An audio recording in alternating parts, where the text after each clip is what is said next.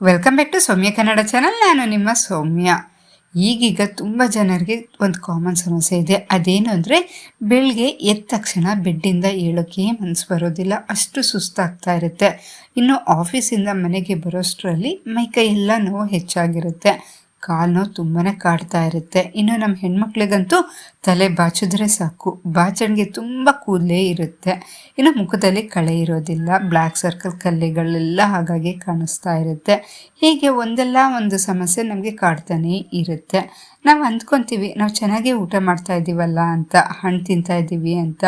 ಆದರೂ ಯಾಕೆ ಹಿಂಗಾಗ್ತಾ ಇದೆ ಅಂತ ಯೋಚನೆ ಮಾಡ್ತಾ ಇರ್ತೀವಿ. ಫ್ರೆಂಡ್ಸ್, ಹೊಟ್ಟೆ ತುಂಬ ಊಟ ಮಾಡೋದೇ ಬೇರೆ, ದೇಹಕ್ಕೆ ಬೇಕಾದ ಪೋಷಕಾಂಶಗಳನ್ನ ಕೊಡೋದೇ ಬೇರೆ. ಆದರೆ ಈಗಿನ ಫಾಸ್ಟ್ ಲೈಫ್ ಸ್ಟೈಲಲ್ಲಿ ಸರಿಯಾದ ಸಮಯಕ್ಕೆ ಊಟ ಮಾಡೋಕ್ಕಾಗಲ್ಲ. ಹಾಗೆ ಮಾಡಿದ್ರೂ ಸಹ ಊಟದಲ್ಲಿ ಎಲ್ಲ ವಿಟಮಿನ್ ಸಿಗುತ್ತಾ ಅನ್ನೋದು ಸಹ ಗ್ಯಾರಂಟಿ ಇಲ್ಲ.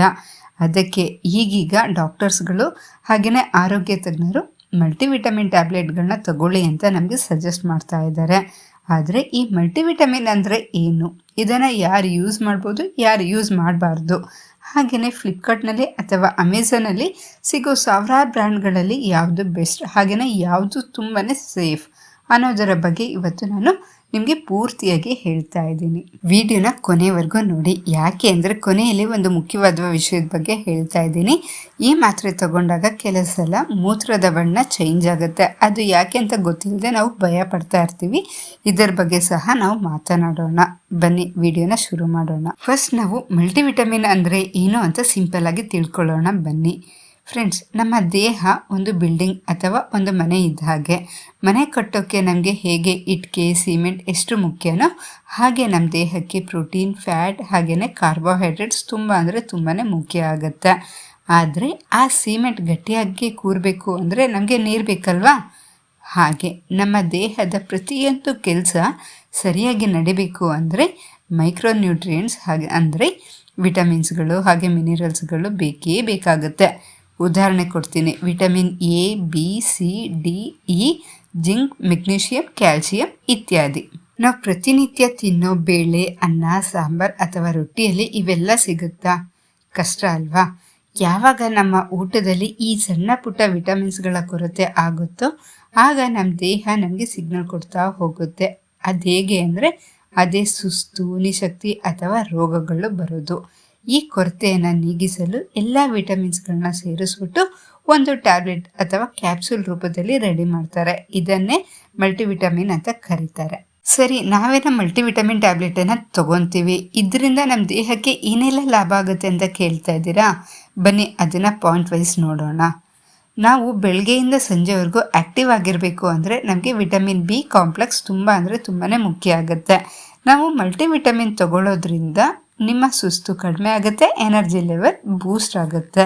ಹಾಗೆಯೇ ವಿಟಮಿನ್ ಸಿ, ವಿಟಮಿನ್ ಇ ಮತ್ತು ಜಿಂಕ್ ಇದೆಯಲ್ಲ, ಇದು ನಮ್ಮ ದೇಹದ ರೋಗ ನಿರೋಧಕ ಶಕ್ತಿಯನ್ನು ಹೆಚ್ಚಿಸುತ್ತೆ. ಹಾಗೆಯೇ ಪದೇ ಪದೇ ಶೀತ ಕೆಮ್ಮು ಬರೋದನ್ನು ಸಹ ತಡೆಯುತ್ತೆ. ಈ ಪಾಯಿಂಟ್ ಇದೆಯಲ್ಲ, ಇದೆಲ್ಲರಿಗೂ ತುಂಬಾ ಇಷ್ಟ ಆಗುವಂಥದ್ದು. ಅದೇನು ಅಂದರೆ ಮಲ್ಟಿವಿಟಮಿನಲ್ಲಿರೋ ಬಯೋಟಿನ್ ಇದೆಯಲ್ಲ, ಅದು ನಮ್ಮ ವಿಟಮಿನ್ ಇ ಮತ್ತು ವಿಟಮಿನ್ ಸಿ ನಮ್ಮ ಕೂದಲು ಉದುರೋದನ್ನು ಕಡಿಮೆ ಮಾಡಿಬಿಟ್ಟು ಚರ್ಮಕ್ಕೆ ಒಂದು ಒಳ್ಳೆ ಗ್ಲೋ ಅನ್ನು ಸಹ ಕೊಡುತ್ತೆ. ಇನ್ನು ವಯಸ್ಸಾಗ್ತಾ ಆಗ್ತಾ ಮೂಳೆಗಳು ಸವಿಯೋದು ಕಾಮನ್ ಅಲ್ವಾ? ಇದರಲ್ಲಿರೋ ಕ್ಯಾಲ್ಸಿಯಂ, ವಿಟಮಿನ್ ಡಿ ಹಾಗೆಯೇ ಮೆಗ್ನೀಷಿಯಂ ಮೂಳೆಗಳನ್ನ ಸ್ಟ್ರಾಂಗ್ ಆಗಿ ಇಡೋಕ್ಕೆ ಸಹಾಯ ಮಾಡುತ್ತೆ. ನಮ್ಮ ದೇಹದಲ್ಲಿ ಪೋಷಕಾಂಶಗಳ ಕೊರತೆ ಇದ್ದರೆ ನಾವು ಬೇಗ ಕಿರಿಕಿರಿ ಮಾಡ್ಕೊತೀವಿ. ಮಲ್ಟಿವಿಟಮಿನ್ ನಮ್ಮ ನರಮಂಡಲವನ್ನು ಶಾಂತವಾಗಿಡಲು ಹೆಲ್ಪ್ ಮಾಡುತ್ತೆ. ಈಗ ಪ್ರಶ್ನೆ ಏನಂದರೆ ಇದನ್ನು ಎಲ್ಲರೂ ತಗೊಬೋದಾ? ಖಂಡಿತ ಇಲ್ಲ.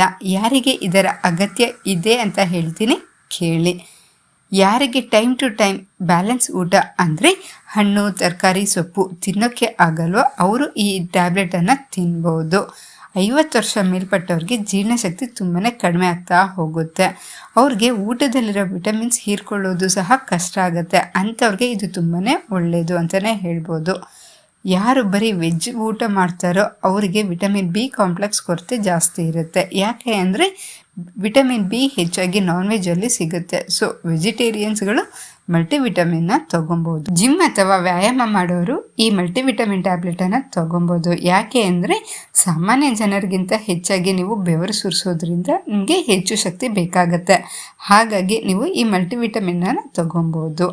ಗರ್ಭಿಣಿಯರಿಗೆ ಫೋಲಿಕ್ ಆ್ಯಸಿಡ್ ಮತ್ತು ಐರನ್ ಬೇಕೇ ಬೇಕಾಗತ್ತೆ. ಆದರೆ ನೆನ್ಪಿಡಿ, ಗರ್ಭಿಣಿಯರು ಡಾಕ್ಟ್ರು ಬರೆದುಕೊಟ್ಟಿರೋ ಟ್ಯಾಬ್ಲೆಟ್ ಮಾತ್ರ ತಗೊಬೇಕು. ನೀವಾಗೆ ಆನ್ಲೈನಲ್ಲಿ ತರಿಸ್ಕೊಬೇಡಿ. ಈಗ ನಾವು ಯಾರು ತೊಗೊಬೇಕು ಈ ಟ್ಯಾಬ್ಲೆಟ್ ಬಗ್ಗೆ ನಮಗೆ ಗೊತ್ತಾಯಿತು. ಹಾಗೆಯೇ ಈಗ ಯಾರು ತೊಗೊಬಾರ್ದು, ಯಾರು ಯೂಸ್ ಮಾಡಬಾರ್ದು ಅನ್ನೋದು ಸಹ ನಾವು ತಿಳಿಯೋಣ ಬನ್ನಿ. ದಯವಿಟ್ಟು ಚಿಕ್ಕ ಮಕ್ಕಳಿಗೆ 15 ವರ್ಷದ ಕೆಳಗಡೆ ಇರೋ ಮಕ್ಕಳಿಗೆ ಯಾವುದೇ ಕಾರಣಕ್ಕೂ ದೊಡ್ಡವರ ಮಲ್ಟಿವಿಟಮಿನನ್ನು ಕೊಡೋಕ್ಕೆ ಹೋಗಬೇಡಿ. ಯಾಕೆ ಅಂದರೆ ಅವ್ರ ದೇಹಕ್ಕೆ ಬೇರೆ ಪ್ರಮಾಣದ ವಿಟಮಿನ್ಗಳು ಬೇಕಾಗತ್ತೆ.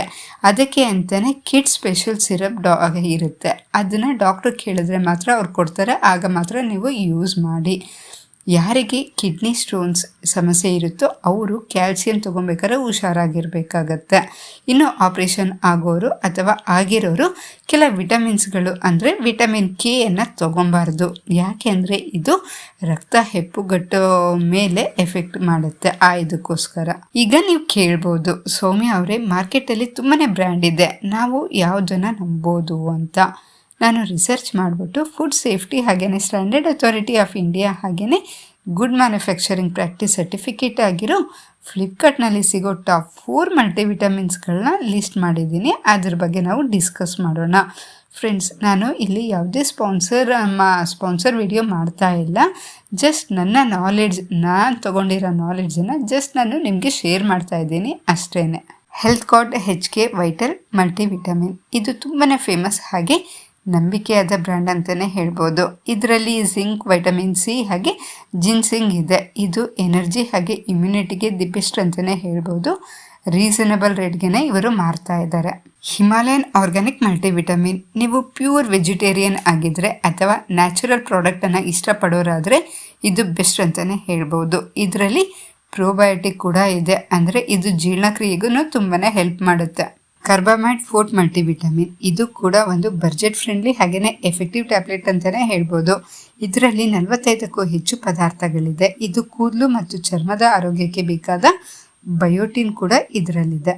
ಮಸಲ್ ಬ್ಲೇಸ್ MB ವೈಟ್, ನೀವು ಜಿಮ್ಗೆ ಹೋಗೋದಾದರೆ ಹೆವಿ ವರ್ಕೌಟ್ ಮಾಡ್ತಾ ಇದ್ದರೆ ನಿಮಗೆ ಸಾಧಾರಣ ಮಲ್ಟಿವಿಟಮಿನ್ ಸಾಕಾಗಲ್ಲ. ಅಂಥವರು ಮಸಲ್ ಬ್ಲೇಸ್ MB ವೈಟ್ನ ಟ್ರೈ ಮಾಡ್ಬೋದು. ಇದು ಅಥ್ಲೆಟಿಗೂ ತುಂಬಾ ಫೇಮಸ್. ನೀವೇನಾದರೂ ಆನ್ಲೈನಲ್ಲಿ ತೊಗೊಳೋಕ್ಕೆ ಪರ್ಚೇಸ್ ಮಾಡೋದಕ್ಕೆ ನೀವೇನಾದ್ರು ಪ್ಲ್ಯಾನ್ ಮಾಡ್ತಾ ಇದ್ದರೆ ನೀವು ತೊಗೊಳಕ್ಕೂ ಮುಂಚೆ ಡಬ್ಬದ ಮೇಲೆ FSSAI ಲೋಗೋ ಇದೆಯಾ ಅಂದ್ಬಿಟ್ಟು ಝೂಮ್ ಮಾಡಿ ನೋಡಿಬಿಟ್ಟು ಆಮೇಲೆ ತೊಗೊಂಡ್ರೆ ತುಂಬಾ ಒಳ್ಳೆಯದು. ಈಗ ನಮಗೆ ಮಲ್ಟಿವಿಟಮಿನ್ ಅಂದರೆ ಏನು, ಮಲ್ಟಿವಿಟಮಿನ್ನಿಂದ ಆಗೋ ಪ್ರಯೋಜನ ಗೊತ್ತಾಗಿದೆ. ಹಾಗೆ ಯಾರು ತೊಗೊಬೋದು, ಯಾರು ತೊಗೊಬಾರ್ದು ಅನ್ನೋದು ಸಹ ಗೊತ್ತಾಗಿದೆ. ಈಗ ನಾವು ಮಲ್ಟಿವಿಟಮಿನ್ ಯಾವಾಗ ಹಾಗೂ ಹೇಗೆ ತೊಗೊಂಡ್ರೆ ಬೆಸ್ಟ್ ರಿಸಲ್ಟ್ ಸಿಗುತ್ತೆ ಅಂತ ನೋಡೋಣ.